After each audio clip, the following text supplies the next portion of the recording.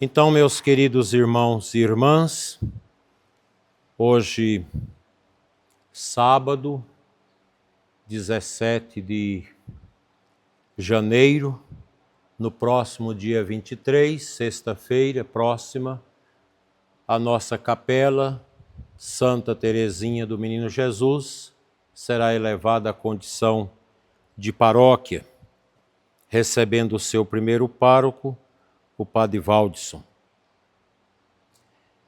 Nesses dias que nós ficamos juntos aqui, celebrando, discutindo, tudo tem uma finalidade: preparar bem a nossa igreja para essa nova fase da sua história.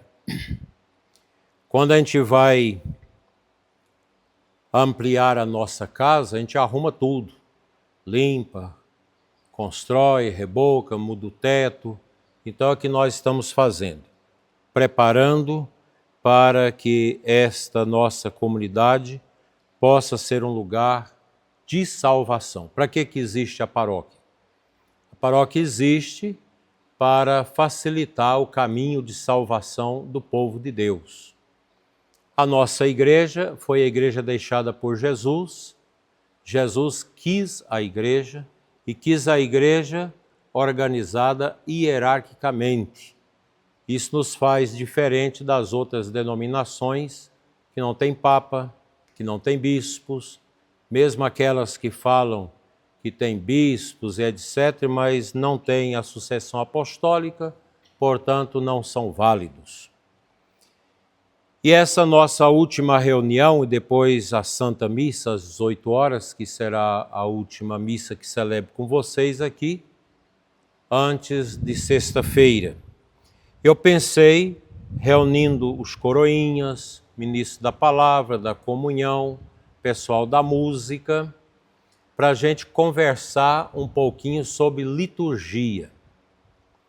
Eu creio que vocês já receberam dos freis uma boa formação litúrgica, os ensinamentos sobre o que é a igreja, o que é o altar, o que é a mesa da palavra, o que é a pia batismal, que nós ainda não temos, mas vamos ter, para compor o quadro aqui do presbitério da nossa igreja. Então, eu pensei numa temática para a gente falar. Eu vou tentar falar o mais simples possível, para que as crianças, os adolescentes, todos possam entender.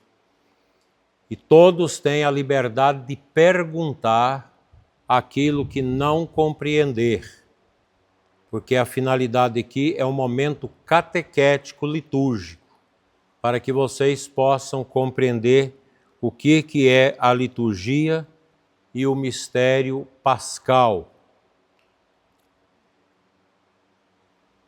Primeiro, é uma alegria estar junto com vocês. Por meu gosto, eu ficava aqui no lugar do Padre Valdisson, mas não tem jeito. Então, mas é uma alegria estar junto com vocês. Povo muito carinhoso, muito bom. Foi muito bom ter a visita aos doentes, aos enfermos, a nossa missa à tarde, com os que carregam as suas dores, as suas enfermidades. E hoje nós queremos refletir sobre aquilo que é o coração da nossa vida de igreja, a liturgia. Vocês já tiveram palestras sobre a liturgia aqui? Já. Alguém saberia me lembrar o que é a palavra liturgia? Não. As coisas da igreja, a nossa língua nas coisas da igreja sempre tem fundamento no grego e no latim. No grego, porque foi a tradução lá do hebraico, da língua de Jesus para o grego, e depois para o latim, no ano 384, por São Jerônimo. Mas a palavra liturgia, ela vem do grego, liturgem, que significa serviço público. Então, a liturgia, ela é um serviço de culto público a Deus. Então a liturgia, ela é um serviço de fé que nós prestamos publicamente a Deus. Quais são os atos litúrgicos da igreja? Primeiro, a liturgia dos sacramentos. Vamos ver se a gente lembra quantos sacramentos nós temos na igreja? Alguém sabe? 7. A criança já disse aqui 7. Como que é seu nome, menina? A Maria Eduarda, né? Ou é só Eduarda? Só Eduarda. A Eduarda tem quantos anos? Tem 9 anos e ela já sabe que são 7 os sacramentos. Qual que é o primeiro sacramento que a gente recebe? O batismo. O batismo, que é a palavra batismo, vem do grego, também significa mergulhar. É o mergulho. No quê? No mistério da Santíssima Trindade. A gente é batizado em nome do Pai, do Filho e do Espírito Santo. Um segundo sacramento que a gente recebe.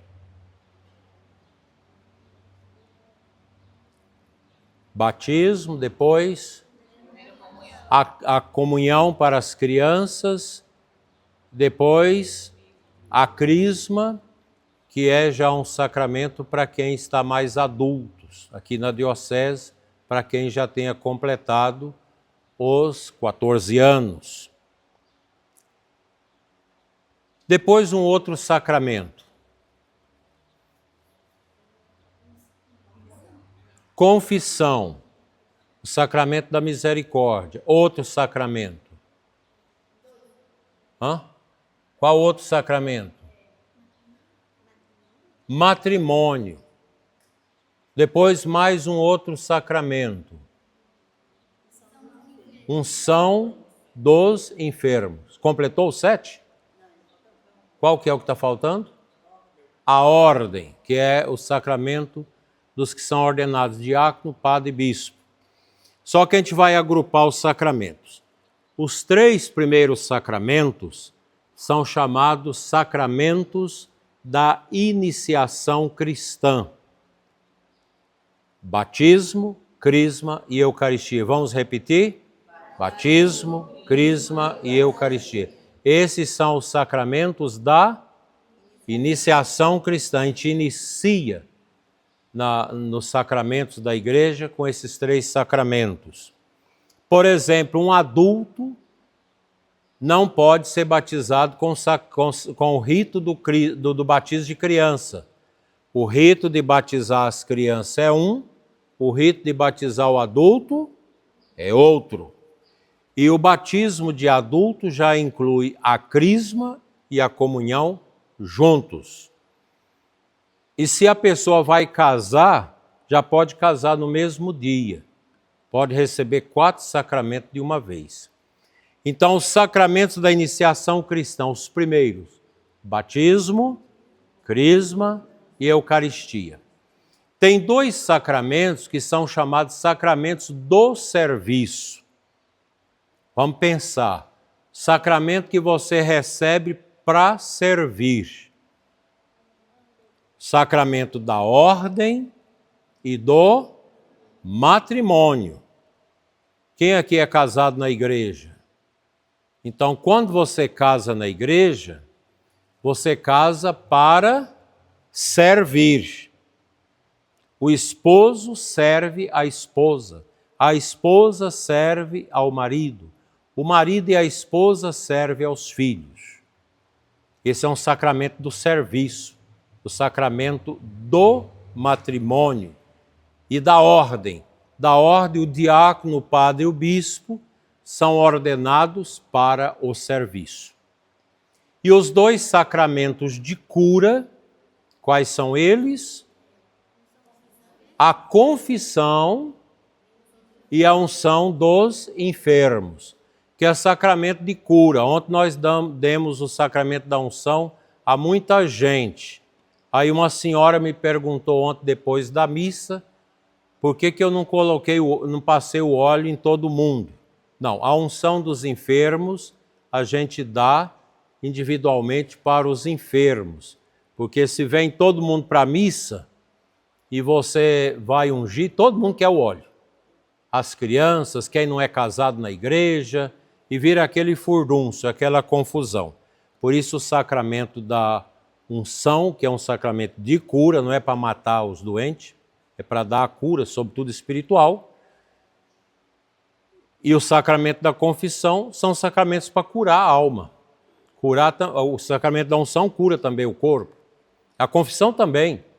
Uma pessoa que confessa um ódio, uma raiva muito grande que está no coração, ela acaba sendo curada, às vezes de problema de coluna, problema de dores, úlceras, gastrites, porque o ódio produz também doenças no nosso corpo. Por isso esses dois sacramentos são importantes.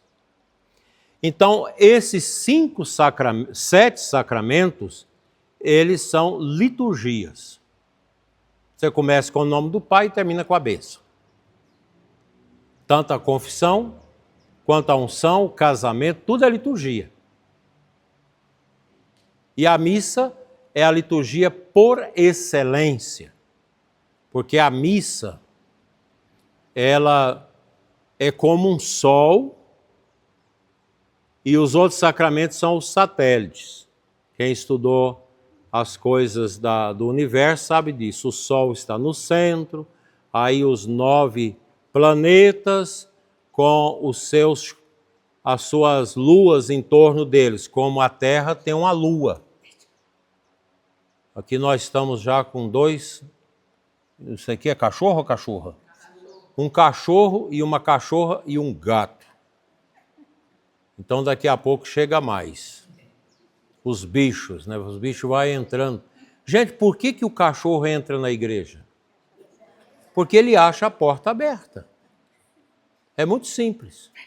Cachorro entra na igreja porque acha a porta aberta. Nós não vamos fechar as portas, deixa os cachorros entrar, daqui a pouco eles vão saindo. Aí a liturgia, ela não é um detalhe da vida cristã. Ela é o lugar onde Cristo, vivo, se encontra com seu povo. Pode deixar, não precisa ficar falando, senão vai saindo na gravação aqui, vocês mandando os cachorros embora. Deixa que daqui a pouco eles acham o rumo. O povo que vai assistir a palestra vai achar engraçado. Mas aqui em Teresina tem muito cachorro. Então, onde que tem mais cachorro, que outro dia eu fiquei impressionado, foi numa paróquia, deixa eu ver se eu lembro. Eu agora não lembro. Mas uma paróquia que tinha muito cachorro. Os cachorros muito católicos. Aí, já está ali diante do altar. O outro está aqui. Daqui a pouco ele vai também para o Santíssimo adorar. Aí o povo tira a foto e fala, o cachorro está adorando. O cachorro não tem fé, gente. O cachorro não tem alma. O cachorro não tem moral, não sabe dessas coisas. Então, a liturgia, ela é o quê? Uma ação de Cristo ressuscitado. Vamos repetir? A liturgia é a ação do Cristo ressuscitado. Eu estou achando, Cidinho, que você vai ter que colocar o microfone, que eu estou cansando. A gente vai ficando velho, não dá conta de ter o fôlego mais comprido. Porque o gato diz que tem 7 fôlegos, né? Mas a gente só tem 1. E depois de velho, você vai tendo, o fôlego vai ficando fraco, né? A senhora sente assim também, o fôlego fraco? Sente.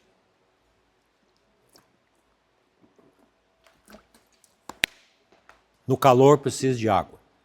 Então, os sacramentos, eles são essas ações de Jesus ressuscitado. Então, a missa é o principal. Olha ali, vai arrumar o som. Arrastou o som, porque é pesado. Daqui a pouco a gente tem microfone para ficar melhor. Então, o lugar que Cristo se encontra com seu povo é nos sacramentos. Mas tem outras coisas na igreja que não sejam sacramentos, gente? Tem. Por exemplo, a bênção de um carro. A bênção de uma casa. Não é sacramento, mas a gente chama de sacramental. O sacramental é aquela bênção, aquela oração que a gente começa com o nome do Pai. Obrigado, Cidinha. Você é um amor. Pronto, aí. O sacramental, ele é uma bênção. Você joga às vezes água benta, lê a palavra de Deus, ele é um sacramental. Não é sacramento, é um sacramental. Bênção de uma casa, a bênção da refeição, a bênção das colheitas, a bênção do plantio, a exéquia lá quando está o morto, que não é missa, o padre vai lá, ou até o ministro da comunhão faz a encomendação, aquilo não é um sacramento, é um sacramental. É uma oração mais simples. Então, nós vamos dividir a nossa palavra em 3 partes. Vocês aguentam? Aguenta? Então vamos lá, em 3 partes. Primeiro nós vamos falar do mistério pascal. O que é o mistério pascal? É a ressurreição de Jesus. Vocês tiveram a Semana Santa aqui este ano, passado?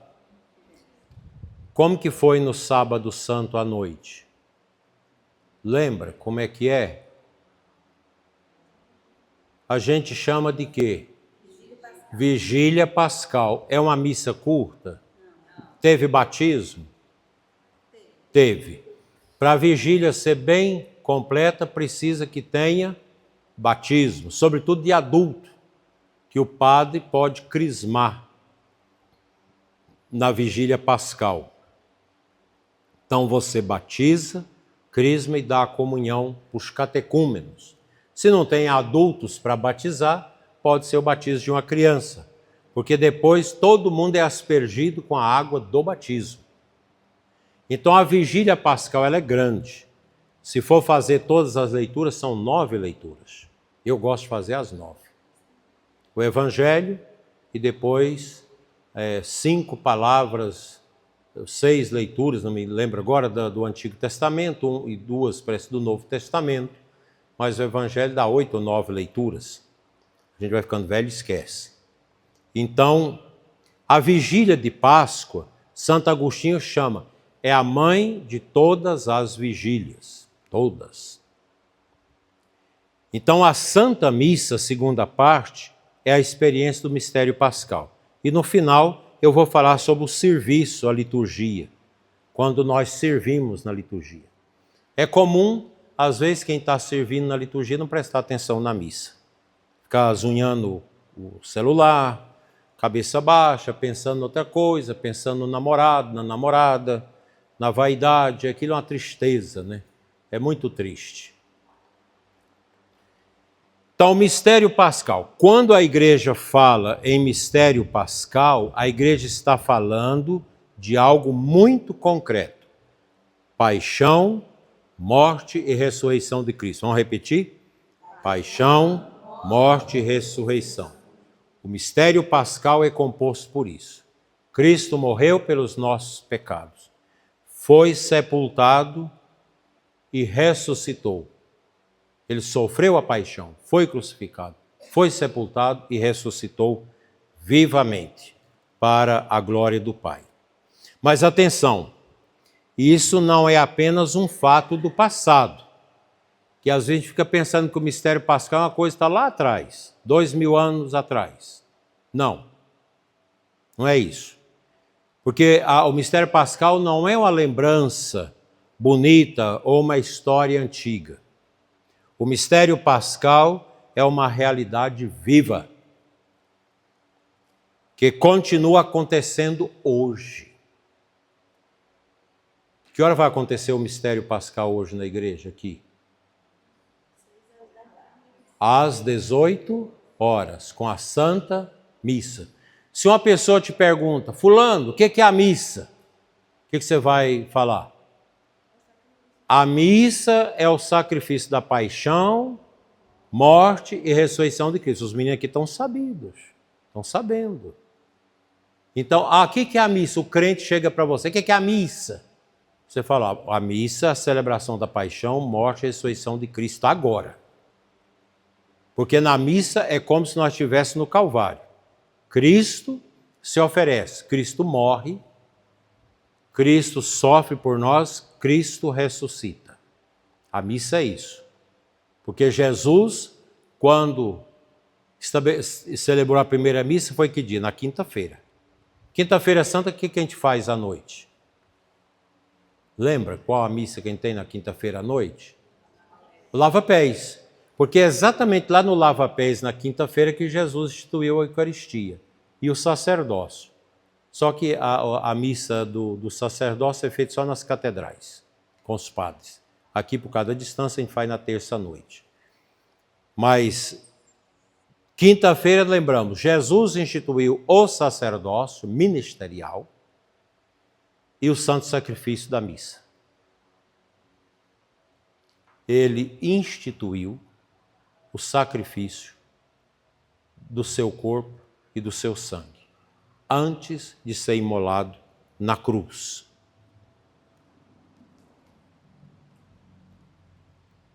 Porque Cristo morreu e ressuscitou por nós. Ele venceu o pecado, venceu a morte, venceu tudo aquilo que nos escraviza. E essa vitória nos alcança hoje, aqui e agora. Daqui um pouquinho nós vamos celebrar o santo sacrifício da missa, que é a Páscoa. E o que tem na capela aqui ao lado? O que tem? Aqui do meu lado esquerdo. Capela do Santíssimo. O que é o Santíssimo? É a hóstia consagrada. E o que é o sacrário? É o lugar onde está guardada a hóstia, chama-se sacrário. É aquela caixinha bonita que está guardada ali o Santíssimo. Na hóstia está presente nosso Senhor, vivo e ressuscitado. Seu corpo, sua alma, sua divindade e seu sangue. Por isso você comunga a hóstia, comunga todo o mistério do Cristo. E ali fica Jesus. Nas outras igrejas tem missa? Quem já foi na ceia protestante? Eu já assisti. Eles fazem lá a chamada Santa Ceia. Eles rezam lá em cima do vinho, de um pedaço de pão. Todo mundo come aquilo, bebe, o que sobra, o que faz? Joga fora. Porque eles não têm nem como ter Jesus ali, porque eles não têm a tradição apostólica. Só pode celebrar a missa validamente quem tem a tradição apostólica, que vem lá dos apóstolos, que impuseram a mão sobre outros, que foram impondo a mão sobre outros, até chegar hoje nos bispos. Os bispos são sucessores dos apóstolos. E o Papa é o sucessor do apóstolo Pedro. O Papa é o sucessor de Pedro. Os bispos são o sucessor dos outros apóstolos. Isso é bonito. Por isso nós dizemos que todos os sacramentos têm uma dimensão de Páscoa. Em cada sacramento, algo velho morre, algo novo nasce. Há uma passagem da morte para a vida. A noiva bonita que entra, que é recebida aqui no altar pelo noivo. Então a vida de solteiro deles está morrendo. E quando eles fazem a promessa aqui no altar, eles mesmos se casam e o padre dá a bênção. Porque cada sacramento tem uma matéria, tem uma forma e tem um ministro. Vamos repetir? Cada sacramento tem uma matéria, um ministro e uma forma. Qual que é a matéria do batismo? A água. Vixe, eu lembrei da água, vou tomar. A água é a matéria do batismo. Pode batizar com leite? Com garapa de cana?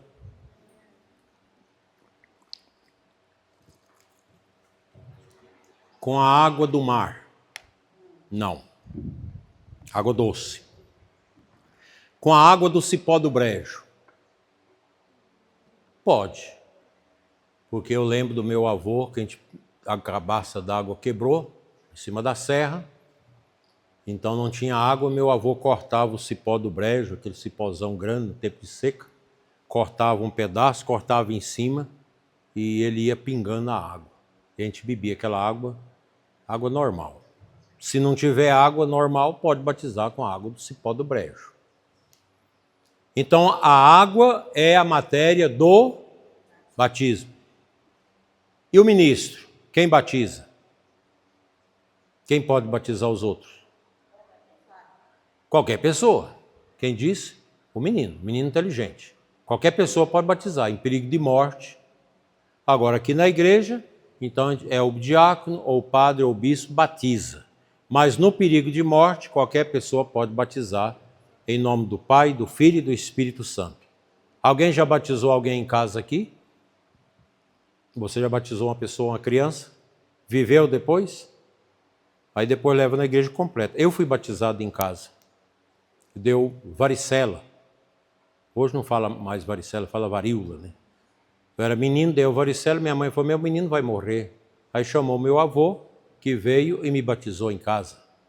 Depois levou na igreja para completar o batismo, né? E anotar no livro. Então, a matéria é a água e a forma.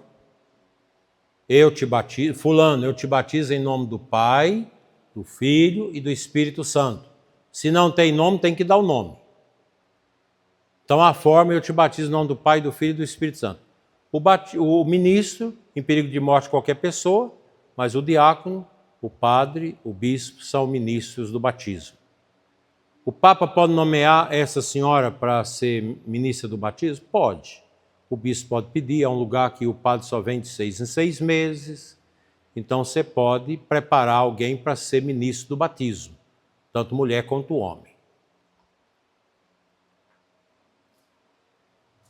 Mas qual que é a matéria do casamento?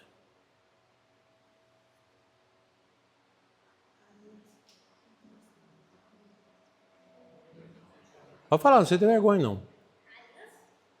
Hã? O consentimento. O consentimento é a matéria. Fulano, você quer casar com ciclano de livre, espontânea vontade?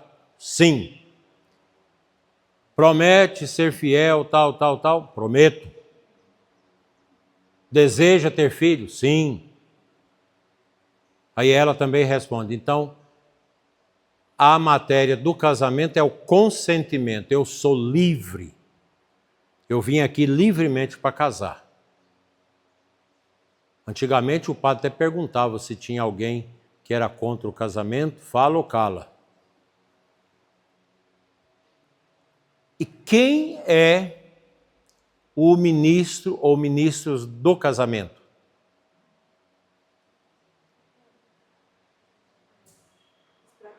Os próprios noivos, disse a Cidinha. Os próprios noivos são os ministros. O padre, ou o diácono, ou o bispo, ou quem vai delegado pela igreja, só vai assistir como testemunha qualificada. Mas o ministro do casamento são os noivos. E a forma?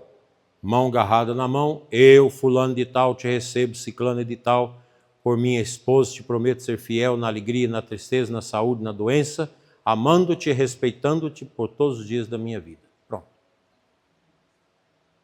Essa é a forma. E o padre dá a benção, ou o diácono. Qual que é a matéria da confissão? A pessoa? Se não tem pessoa, não tem confissão, tá certo. Mas a matéria mesmo não é a pessoa. O pecado. O pecado, esse menino é inteligente, ele vai ser padre. Vai ser o primeiro padre de Teresina, esse menino. A mãe dele já deixou. E o pai também. Só falta ele querer. Um dia ele disse que quer, outro dia ele disse que não quer. Mas eu acho que ele ainda vai querer. Então, a matéria para a confissão é o pecado. Se a pessoa vem confessar e fala, padre, o padre pergunta, quais são os seus pecados? Não, eu não tenho pecado. Não, mas não tem pelégio? Não tem, realmente não tem pecado. Então não precisa confessar. Ele não tem pecado. Às vezes é um pecado, um miudinho. Eu xinguei porque a cigarra ficou apagando minha luz. Batendo na luz, na vela, apagando a vela. Tudo bem. Foi um pecadinho. Coisa muito pequena. Não tem.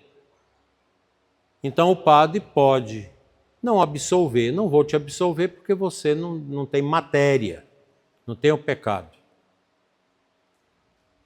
E o ministro é o padre. Ninguém pode atender confissão se não for padre. Aliás, se alguém finge que é padre e atende confissão e é católico, fica excomungado. Só o Papa para liberar o pecado de quem celebra a missa sem ser padre e atende confissão sem ser padre. E dá a unção dos enfermos sem ser padre. É coisa séria isso. Por isso que esses falsos padres que ficam celebrando missa aí, vestindo os nossos paramentos, eles terão um juízo muito duro diante de Deus. Então, quando eu confesso, morre o homem velho, nasce o homem novo, é a Páscoa. Quando se casa, morre a vida de solteiro, agora nasce a vida de dois unidos por Deus como uma só carne. Quando eu recebo a unção dos enfermos, morre aquele homem, aquela pessoa velha, esquisita, agora é uma pessoa nova em Cristo. Quando a gente participa da missa, Cristo renova a nossa fé. E assim vai. A crisma, todos os sacramentos têm um signo pascal, tem uma identificação com o mistério pascal.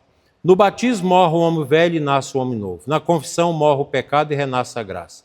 Na unção dos enfermos, a dor não tem a última palavra, a esperança permanece. No matrimônio, o amor humano é assumido e santificado por Deus. Tudo isso é mistério pascal. É importante dizer isso com tranquilidade, porque o povo simples entende quando falamos com o coração. Deus não está longe. Repete. Deus age. Deus salva. Deus transforma. Então, os sacramentos são mistérios de Jesus ressuscitado. Vão responder? Os sacramentos são mistérios do Cristo ressuscitado.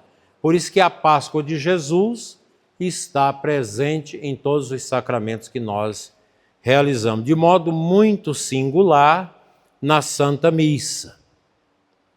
Alguma dúvida? O seminarista nem pode perguntar.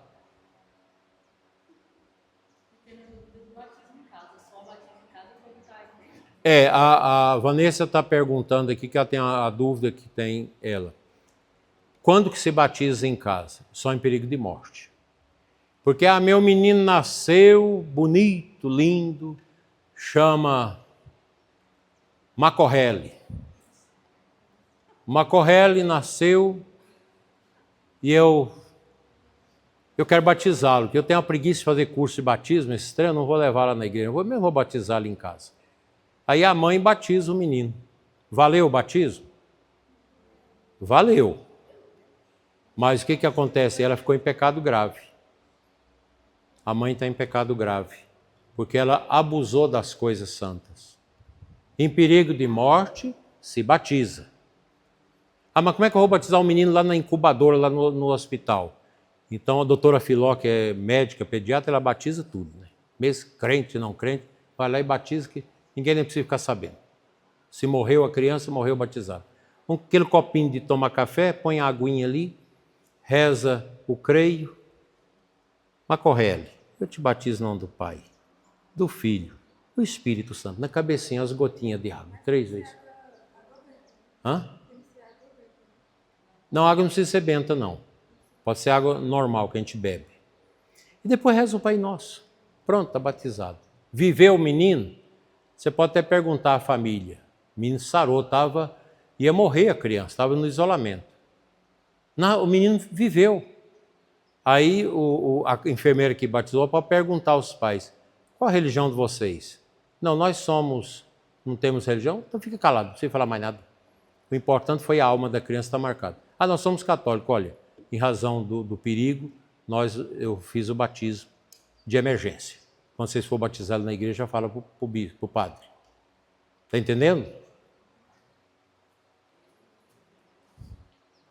Mais alguma pergunta sobre até agora? Vocês ainda aguentam mais um pouquinho? Está esquisita a conversa? Então tá bom. Agora nós vamos falar única e exclusivamente da Santa Missa. Para vocês, se alguém pergunta o que é a Santa Missa, o que você vai responder? Se você tem uma tia que não participa de nada da igreja, batizou na fogueira, que não vale, batismo na fogueira não vale, é um costume, é um folclore do povo. É aquela tia esquisita, mas ela tem um negócio tocando o coração dela, o Espírito Santo está tocando o coração dela, porque a irmã dela é muito católica, e ela vê que a irmã é boa, não fuma, não xinga, e ela é toda esquisitona, às vezes vai no vale, às vezes vai num lugar esquisito, mas ela está inconformada. Ela parece que está buscando a luz. E ela pergunta para você, o que é a missa? O que vocês vão responder?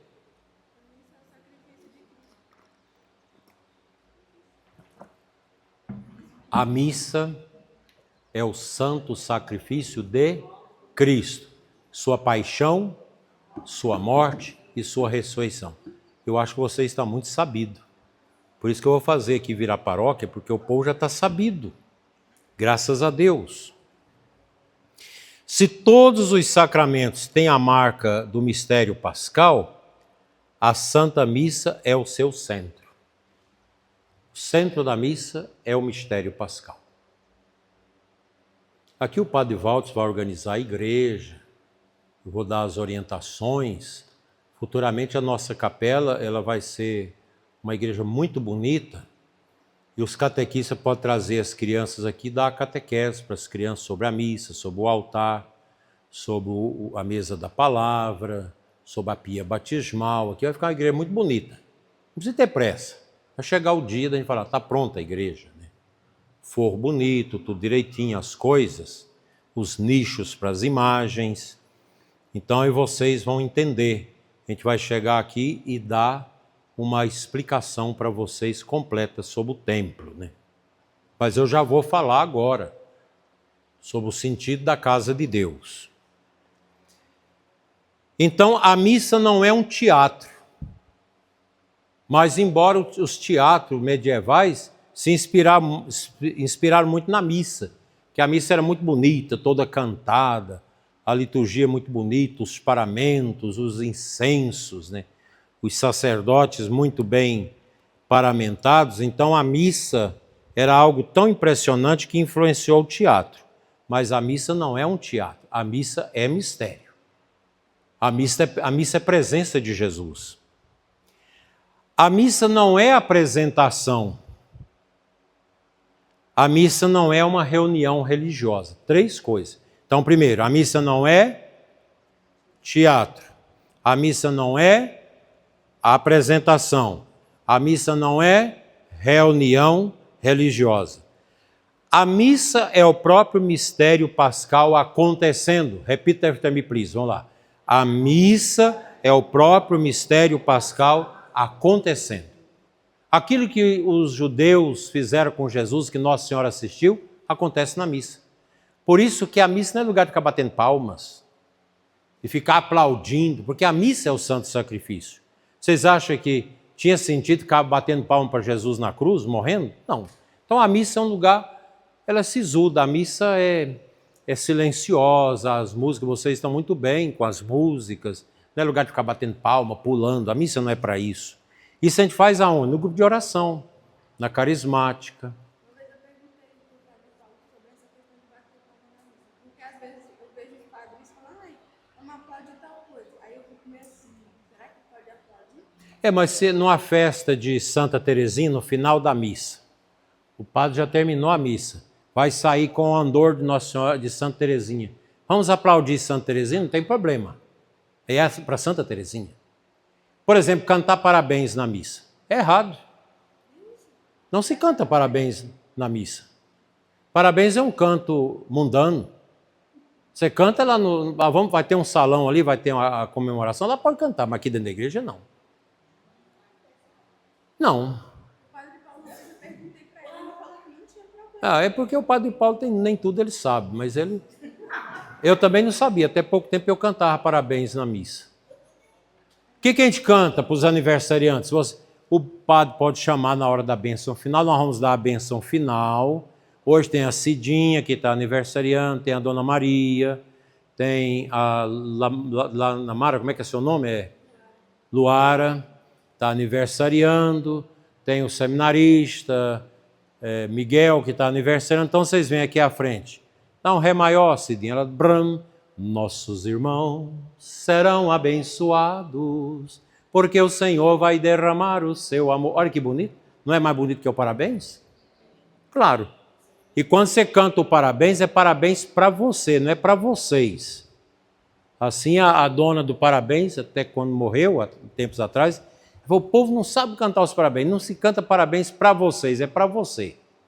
Então, o parabéns a gente canta lá na escola, ali no salão, na comemoração, vai acender a vela, tudo bem, pode cantar, mas na liturgia não. Na liturgia não se canta parabéns, canta um canto de bênção. É bênção sobre bênçãos, é bênção. Canta para os aniversários, não tem problema, um canto de bênção. Vocês estão entendendo isso, gente? Então a missa não é lugar de barulhão, bateria, aquele barulhão, cantar alto, não. A missa é um lugar que a gente celebra o mistério da paixão, morte e ressurreição do Senhor silenciosamente. Aí você vai cantar um canto estralado, aquele canto gritado, fica ruim. Por isso que é bom depois vocês aprenderem algum canto em latim. Tem uns cantos em latim bonitos, né? Adoro-te, devote, et amandita. Isso é um canto bonito. Quem que escreveu esse canto? Santo Tomás, há mais de 800 anos. Bonito o canto. Facinho de aprender. Lá no Cavalcante já estão cantando.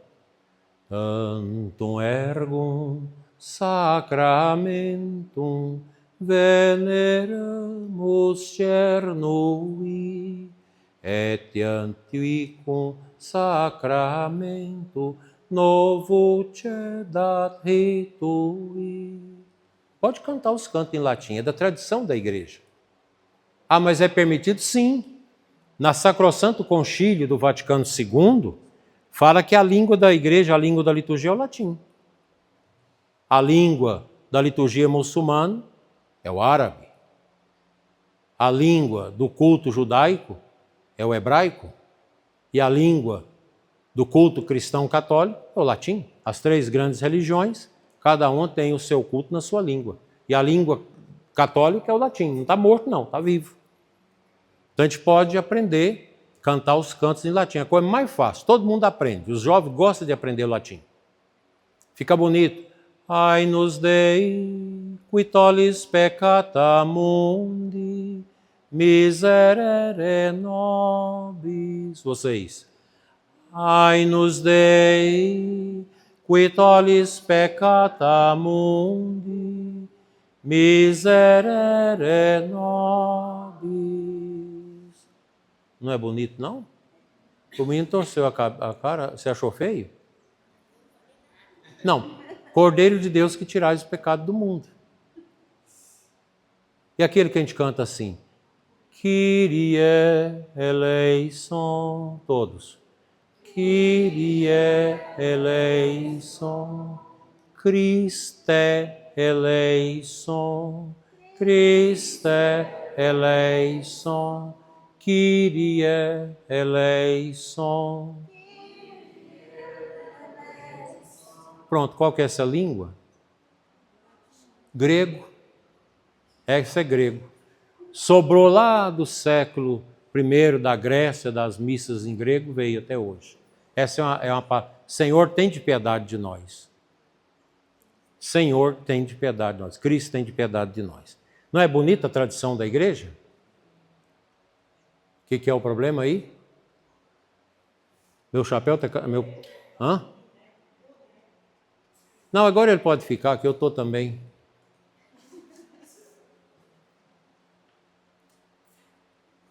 Ele está de boné virado. Tira, bota no banco. Não, porque na igreja só o bispo pode usar o solidel. Eu vou pagar para você cortar o cabelo. Você faz o que na igreja? Toca? É acorde? Como é que você vai subir no altar hoje com esse cabelo grande? Mas e amanhã? Ah, já corta amanhã. Você mesmo corta. Aliás, os acólitos que vão ajudar no altar, as meninas, tem que estar tudo arrumadinho, bonito. Cabelo cortadinho, as unhas pequenas. Tem que ser tudo bonitinho, né? Para Jesus tudo é bonito. A mulher de Deus não tem que ficar usando esmalte vermelho, né? Esmalte vermelho não pega bem para as mulheres. Vocês acham que pega? Fica parecendo aquela pomba gira, né? Deus é mais. É a modéstia. Para a igreja, é bom vir de calça assim para a igreja? Não é bom. Ali, pode vir assim por encontro, mas para ler, para ajudar na missa, não pode. Porque é uma calça bem apertada. Quando as mulheres estão assim, aonde os homens olham? Aonde os homens olham quando a mulher está assim de calça, umas calças bem justas? Bem no meio. Vocês acham que homem é brinquedo? Não é. O homem tem que ser curado. Não é não, Francisco? Você já escutou muito isso, né? Na carismática. O homem tem que ser curado. Você tem que olhar para a mulher como sua irmã, não como um objeto de desejo. É feio isso. E também as mulheres têm que olhar para os homens não com desejo, só para o marido. Nem para o namorado. Tem que manter o namoro santo, para você ter a pureza de alma. Isso tudo é importante também para a liturgia. Aí alguém fala, não, mas isso é bobagem. Não, não é bobagem. Porque teve um tempo aí que ninguém falava dessas coisas, né? Aqui mesmo, aqui, no lugar onde ele está. Tempos atrás, eu estava celebrando a missa, chegou uma pessoa, uma mulher, que eu nunca vi e nem ninguém disse que viu. Sentou aqui, de mini saia, e daqui eu pregando, eu tinha que olhar para cima, porque você via o ambiente dela. E eu não sei, ela tinha, parece com a maldade de ficar com as pernas abertas para perturbar o padre. Aí quando eu fui na sacristia, que tirei os paramentos, eu vou conversar com ela. Cheguei aqui, ela sumiu e ninguém conhecia a menina. Perguntei a 5 pessoas, vocês conhecem? Não sei quem é, não. Parece que era uma coisa estranha assim, né? Não pode. Por isso que futuramente, quando a gente tiver os bancos novos da igreja, a gente coloca na frente do banco aquele tapume para as mulheres ficarem mais confortáveis. Mas se a mulher vem vestida para a igreja como Nossa Senhora, com respeito, não vai ter problema. Vem cá, senhora. Vem cá, velha santa. Vocês acham que ela está vestida adequada para vir na igreja? Vem cá, Cidinha. Olha, será que está adequado? Elas não, é assim que a mulher vem para a igreja. Bem adequado, tá vendo?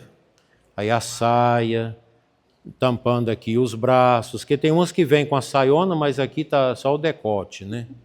Vem assim. Isso não é moralismo, não é besteira. E os homens? Esses meninos com essas pernas secas de fora aí, pode vir para a missa desse jeito? Claro que não. Então, parabéns, é assim. Não, mas ninguém fica chateado, as meninas que estão de calça, aí não fica chateado, não. Eu estou ensinando, porque nunca ninguém ensinou isso para vocês. Eu estou ensinando aqui, porque faz bem. Lá em Formosa tem muitas mulheres que vinham, aquelas mulheres bonitas, com aquela roupa bem apertada, aquelas calças, a gente vai falando. Hoje elas agradecem a gente de ter ensinado.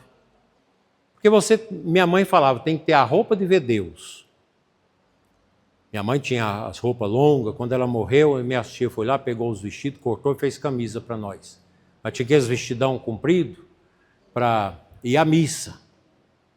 Ir à missa, ir levando os meninos com todo aquele respeito. É assim que devemos participar da missa. Isso não é coisa que tem padre falando, isso é bobagem. Não. O padre tem que ser o primeiro também a dar exemplo. Você imagina se eu chegasse aqui de bermuda para celebrar a missa para vocês, com a camiseta cavada mostrando o sovaco? O que vocês iam falar de mim? Mas o bispo perdeu o rumo. Esse aí está sem rumo. Não está certo. Primeira coisa que vocês iam falar, e no outro dia vocês iam meter o pau em mim na rua.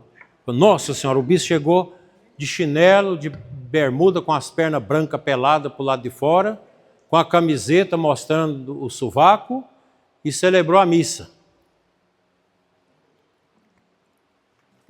É um absurdo. Não. Você nunca vai me ver assim. Claro, se eu vou lá nas trilhas, como fui na serra, mas eu fui de calça. Eu fui com a camiseta, mas composto. Não precisa. Se você vai tomar um banho lá no poço, pode tomar um calção comprido. Ali também não vamos ser tão radical. Não, lá no poço eu tenho que mergulhar de camiseta, de chapéu, de tudo, não. De calça, sapato, não. Você vai no córrego banhar, você vai decentemente. Eu não vou colocar uma sunga. Também não fica bem para um velho, né? Fazer isso, fica esquisito. Né? Vamos lá. No altar, o sacrifício da cruz se torna presente. Vejamos o nosso altar.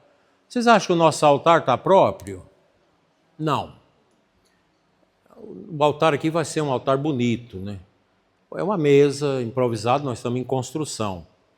Aqui, no presbitério, tem que ser 3 degraus. Isso aqui já fez errado, fez só 2, é 3. Finos para os ministros da comunhão, os padres velhos, não ter dificuldade para subir. No rumo do degrau primeiro, fica a pia batismal. Aqui. No degrau segundo, fica o ambão. E em cima, o altar. Os 3 degraus do altar significam o que, gente? Fé, esperança, caridade. A fé a gente recebe aonde? No batismo, pia batismal. A esperança, ela é alimentada em nós através do quê? Da palavra de Deus. Então, a mesa da palavra, o ambão. E a caridade que enche a nossa vida é a Santa Missa e o altar, no terceiro pavimento. Fé, esperança e caridade. Sabia disso? Não? Pois é, então você já fica sabendo. Eu já vou falar para o padre que aqui nós vamos modificar aqui para ficar bem bonito. E o crucifixo atrás é o crucifixo que vocês olham para ele. É o crucifixo que está virado para vocês. O crucifixo do altar está virado para quem? Para o padre. Porque o certo seria o altar lá na parede, o sacrário, a cruz, e o padre de frente para a cruz e o sacrário com o povo também.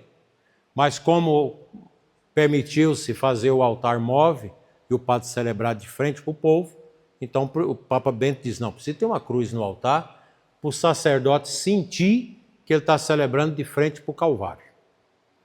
Porque as igrejas, eu acho que a nossa está mais ou menos certa. Aqui é o Nasce o Sol, não é? Então a nossa igreja aqui está certa.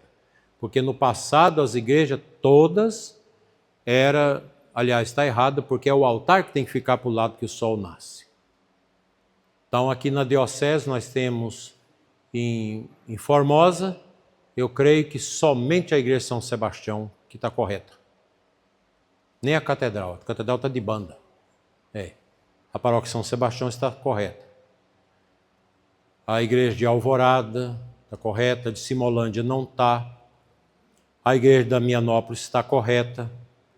A igreja de Sítio da Badia não está. De Posse, nenhuma está. Vai estar a nova paróquia, Nossa Senhora das Graças, que vai ser feita conforme o nascer do sol. A paróquia de Nova Roma está certa. A paróquia de Flores, a nova está certa. O altar virado para o sol. Porque o Apocalipse diz, Cristo é o sol que nasce. Então o altar está assim. Se algum dia alguém de vocês for ao Vaticano, a Basílica de São Pedro, está certa lá a Basílica de São Pedro, meu filho? Você prestou atenção na Basílica?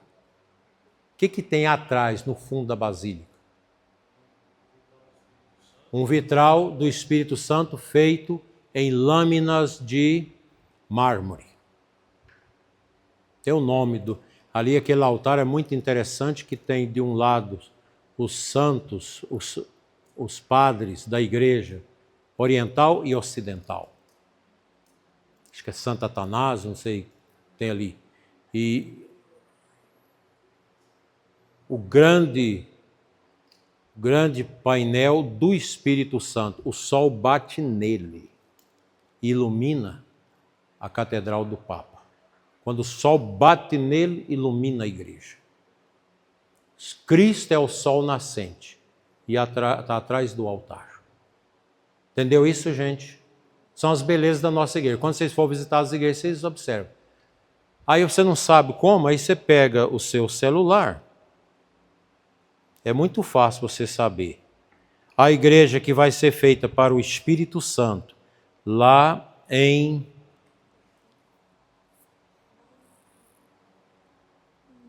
Damianópolis. O arquiteto sacro que chegou lá para fazer, a primeira coisa que ele fez foi colocar a bússola. Aí ele colocou a bússola e a bússola mostrou o lado que nasce o sol. Qualquer telefone tem a bússola. Aí você vê lá. Norte, sul, leste, oeste. Então, o lado que nasce o sol. Interessante.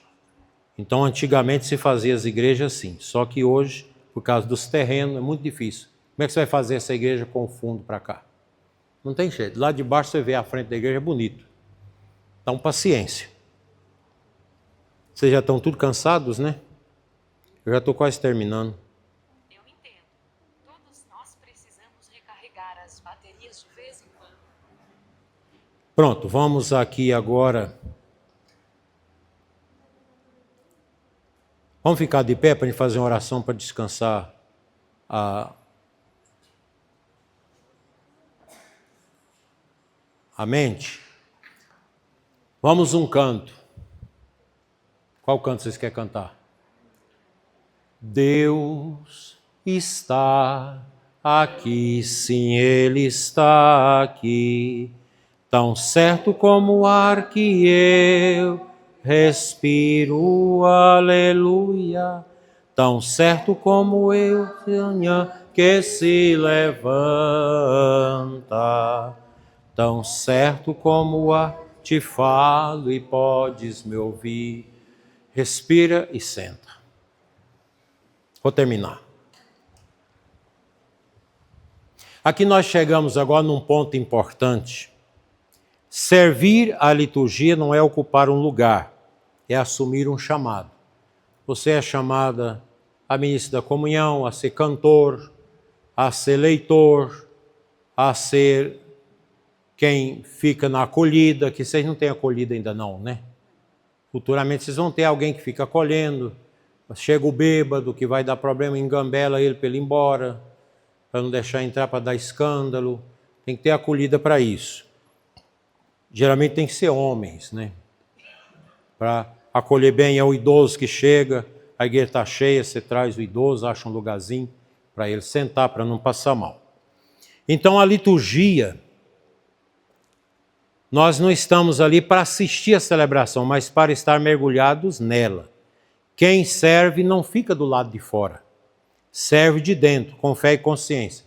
Por exemplo, a menina que está ali assistindo o padre que está lendo o evangelho, não é isso, minha filha? Você fica ali. Ela está escutando o evangelho. Ela não está ali como uma estaca, ela está escutando o evangelho. Quem está aqui está escutando. Os cantores estão escutando o evangelho. Quando o padre vai consagrar, quando o padre está rezando, todo mundo deve prestar atenção, inclusive os coroinhas. O coroinha deve prestar atenção na missa. Porque às vezes a gente fica voado dentro da missa. Isso pode acontecer. Não é que é um pecado. Às vezes você está com cansaço, uma coisa, você está na missa, mas o seu coração está onde? Está voando, a mente está voando. Essa já é outra cachorra ou é aquela mesma? É a mesma. Essa cachorra, se matar, dá uns 5 litros de banha, né? Antigamente o povo aqui no Goiás usava banha de cachorro para remédio. A senhora lembra disso? O povo usava banha de cachorro para remédio. É tanta coisa que o povo antigo... Naquele tempo não tinha farmácia, não tinha nada, os remédios eram tudo assim. O povo usava banha de cachorro, banha de cascavel, banha de sucuri, banha de capivara. Pensa uma banha fedida, banha de capivara. O pessoal usava tudo isso para remédio. Então, gente, na missa a gente precisa ter o mínimo de concentração, que não é fácil. Às vezes você está cansado, está com problemas, a mente fica torcendo. Às vezes, até nós padres, às vezes você dispersa, você não sabe onde você está. Então tem que estar, a gente tá sempre voltando para escutar. Prestando atenção na missa. Isso vale para todos os sacramentos. Tanto na missa, no batismo, no casamento, na unção dos enfermos, na confissão. Às vezes no casamento, já viu que lereia que o povo faz na igreja? É gente que nunca vem à igreja, que nunca reza, e vem para o casamento. Alguns com as roupas bem esquisitas, senta na frente dos homens, os homens ficam olhando a cacunda pelada, a escadeira pelada das mulheres, a tentação. Então os homens católicos têm que ficar olhando para cima, né, para não pecar. Ele já está até treinando, para ficar olhando para cima. Em todos os sacramentos, o mistério pascal está presente. Quem ajuda na celebração é chamado a buscar a graça, não apenas cumprir a função. A palavra de Deus nos lembra: fazei isto em memória de mim. Essa memória não é lembrança mental, é memória viva, que envolve o corpo, o coração e a fé. A igreja, desde os primeiros séculos, ensina que a liturgia é obra de Cristo e da igreja. Por isso ninguém pode dizer, eu que sou o dono da liturgia, nem o padre, nem o sacerdote. A gente precisa ter isso presente. O centro da liturgia é quem, gente? Jesus Cristo. Por isso que nós temos 3 portas na igreja. Qual que é a porta que representa Cristo? A do meio. E as outras representam o Pai e o Filho. Às vezes é posta junto, lá igual na Catedral de Formosa. Mas lá, a porta maior é a do centro, que representa Cristo. Na liturgia, Cristo é o centro e o Espírito Santo anima. E o Pai acolhe. Por Cristo, com Cristo e em Cristo. Esta oração chama doxologia, louvor em grego. É quando o sacerdote apresenta Cristo imolado, corpo e sangue, no pão e no vinho consagrados, ao Pai. E a gente canta ou reza e vocês dizem, amém. Não é isso?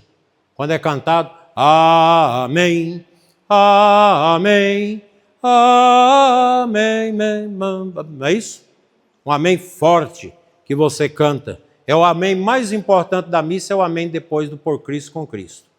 Que é quando Cristo é apresentado. Cristo que viveu a paixão, a morte e a ressurreição aqui no altar, agora é apresentado ao Pai como alimento da nossa fé e força para a igreja. A igreja nos ensina que participar da liturgia deve ser uma participação ativa. Aí eu venho, sento lá atrás e zapeio. O padre está falando, o padre está rezando, o povo está cantando e eu estou zapeando. Aí um zap ali, zapeando. O zap tira a atenção da gente. Isso eu tenho experiência de mim mesmo.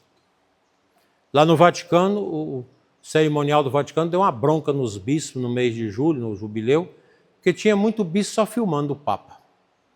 Papa novo, ninguém conhecia, está filmando. O mais importante aqui é Cristo. Vamos centrar para o altar e esquecer as filmagens. Mas eu fiquei aqui, filmei o Papa, estava passando perto de mim, não podia perder a oportunidade. Né? Mas eu filmei, mas depois foi chamada a atenção. Porque a gente fica disperso na missa. A missa é mais importante que o Papa, mais importante que o bispo. A missa é Cristo. Consciente. Até as crianças precisam saber que a missa é o mistério pascal. Até as crianças. A missa, a nossa participação deve ser frutuosa, produzindo vida nova, arrependendo dos pecados, adorando a Deus, recebendo Jesus. Quem não pode comungar, peça perdão, escuta a palavra, prepare-se. Servir bem a liturgia exige. Quem vai servir? Hoje você vai fazer o quê? Hoje eu vou no turíbulo. Você reza para isso, eu quero servir com alegria. Não é lá só enfeitar com o turíbulo, não. É uma missão que o turíbulo é para Deus, não é para o padre. Quando incensa. Por que incensa o altar incensa o padre, incensa o povo, gente. Sabe por que é isso? Hã? Não, não é bem isso. Alguém sabe? O Concílio Vaticano II, no decreto lá na Constituição Sacrosanto Concílio, sobre a liturgia, ele diz: começou a missa, Cristo está presente na Assembleia dos Batizados, está presente na palavra, por isso que se incensa o Evangelho, está presente no altar, Ara Dei Cristo Es, que o altar representa Cristo, e no celebrante, nos padres, no bispo, nos padres que estão celebrando. Então, por isso que se incensa o altar, o Evangelho numa mão, incensa Jesus Eucarístico no altar, depois da consagração ali, está com a hóstia consagrada, está incensando, o vinho também. E depois incensa o povo, incensa o padre, incensa o povo. É bonito isso. Na hora que você entrega as oferendas ali no altar, você incensa as oferendas. Aí incensa o padre, incensa os outros padres. Incensa o povo, já incensou a palavra. E depois incensa a hóstia e o vinho consagrados. O incenso significa a oração do povo que sobe a Deus. Aí você vai ser o turiferário, venha com alegria. Você vai trazer a naveta com incenso, faça com alegria. Você vai servir trazendo as tochas, com alegria. Vai trazer a cruz, com alegria, com fé. Não é um teatro, é coisa de Deus. Você vai ler a palavra? Não, eu vou proclamar a palavra. Você treinou a leitura em casa? Quem vai cantar o Salmo, treina, porque você vai cantar a palavra de Deus. Não é bonito isso, gente? Então é preciso, para servir bem, levantar cedo, vai servir cedo, já agradece. Vai servir à tarde? Você já toma o banho, fala obrigado, Senhor, porque eu estou banhando, que eu quero chegar bem cheiroso lá na missa, eu quero servir com alegria, eu quero te amar, Senhor, na missa. Humildade, não é ficar brigando, os coroinhas não tem que ficar brigando um com o outro, ministro da comunhão com ciúme, disso, daquilo. Não, nada disso. Na igreja não é lugar disso, lugar de nós servir com amor. Espírito de serviço, eu vou servir o meu Deus, você não vai servir o padre, nem o bispo. Você vai servir a Deus, porque o padre também está a serviço de Deus. Todo mundo na liturgia está a serviço de Deus, no canto, etc. Estou terminando. Coerência de vida. Está na igreja, mas está no pecado. Está na igreja, mas está namorando e fazendo sexo no namoro. Mas que coisa terrível, meu Deus. Pecado mortal. Você está em pecado mortal e está no altar? Ou está traindo no matrimônio? Nunca pode ter isso.